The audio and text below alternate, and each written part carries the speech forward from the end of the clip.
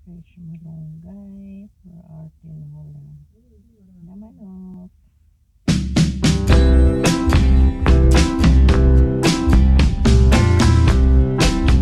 Hello mga guys, welcome po sa aking channel. Ayan, ito ang gagawin ko. Maghihimay ako ng malunggay kasi magtitinula kami ng manok. Actually, nakuha tong malunggay ng kaibigan ko dun sa malapit sa work niya. So, nakipita siya.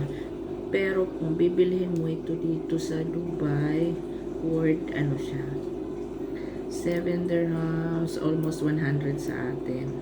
O kabaliktaran dun sa Pinas. Dun sa Pinas, hinihingi lang ng mga kapitbahay namin dun sa bahay kasi may tanim yung asawa ko. Yan. Kung nakikita nyo dun sa mga previous na ano ko, vlog, yun makikita nyo doon yung mga tanim namin malunggay, asin. So, parang na-miss lang bigla. Kaya ito, maghihimay-himay ng meleng, guys. Ay, para po dun sa mga bago sa aking YouTube channel. Ayan. YouTube pala yan. YouTube channel. Ako pala si Isay.